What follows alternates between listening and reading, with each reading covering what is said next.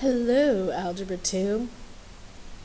I would like to take this moment to show you how to factor quadratics with a coefficient.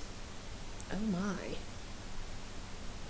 Now in class, we have seen some quadratics like this.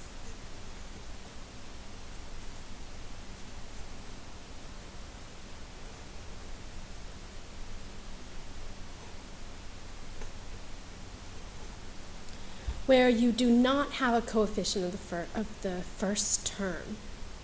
And so we were just looking at what are combinations of the factors of the last term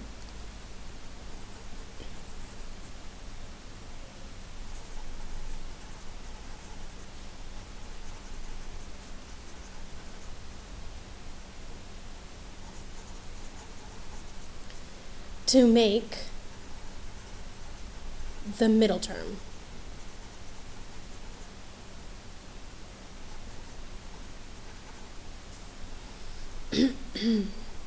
So in this case, we have what are the factors of 3 that combine to make 4.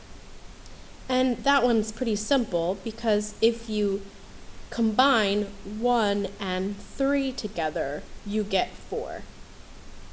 So just to prove that I've done this correctly, I'm going to check with multiplying by not showing the middle terms and then add just by taking the middle terms 3x plus x and multiplying quickly like that. And so we get the check, okay? Now, when you're doing these, you can mentally check. You don't have to do this entire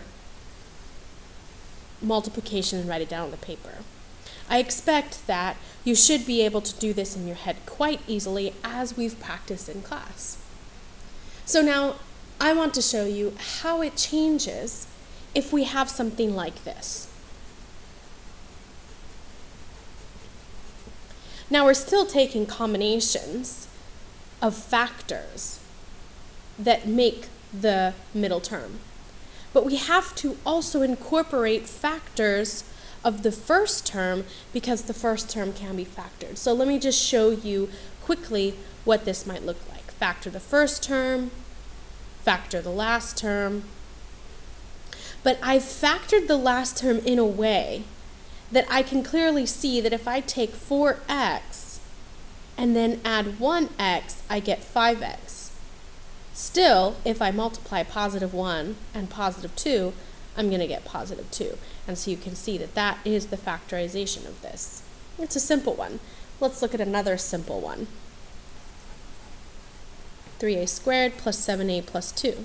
Again, we have a simple factorization here because the first term and the last term are primes. And so there's not very many combinations that we can come up with. So, factor the first term and look for ways to factor the last term so that when the factors are combined with multiplication and addition, we get the middle term. Again, these are also more simple because they have positive and positive, which also does not make as many combinations. So we looked at a couple easy ones, and again, not writing down the entire check. In your mind, think, okay, the first term, 3a squared, going to be the same. We're going to multiply 3a times 2, 6a, add to 1a, that's 7a, and then 1 times 2 is positive 2. So you can see you can do a quick mental check. You don't have to take time to write it down. Yeah, some of you guys are going to be super excited because this is like one of the rare occasions that I don't make you show all of your work. It's a lot of mental work. Okay, so let's see what happens if we have a negative in there. Again, I'm keeping it simple with prime first term, last terms, so that there aren't many combinations. But if we have a negative, we do have to keep into account the sign of the middle term and what is combined. Remember, what combinations of the first term and last term make the middle term. So we have that 5y squared can really only be factored one way, 5y times y, and 2, or negative 2, can technically be factored two ways. It can be factored as negative 2 times 1 and negative 1 times 2. Now I'm going to put the 2 here, and I put it there on purpose because in order to make a 9y with factors of 2 and 1 and 5y and y, I need to have a 10y in there. And in fact, I need that 10y negative to add to a positive 1y in order to make a negative 9y. So mentally, I have 5y squared, it's always going to be the same, negative 10y plus y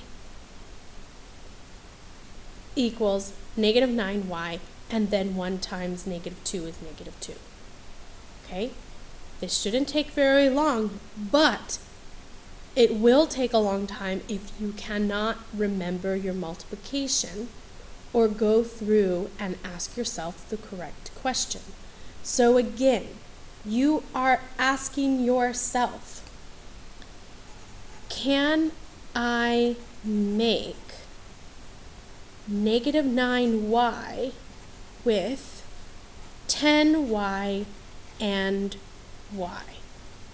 That's the question you would ask yourself if you were first factoring this. That's what I asked myself. I need to be able to make negative 9y from 10y and y. And you can do that with the negatives by taking the negative 10y and adding it to positive y. That will get you your negative 9y. So this is what you are thinking. Think. Okay? Let me show you one that might be a little bit more complicated, and it's not too much more complicated.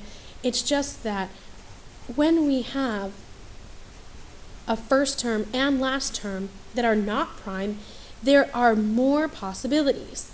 But that doesn't mean that we're going to be writing down all the possibilities. What you want to write down is only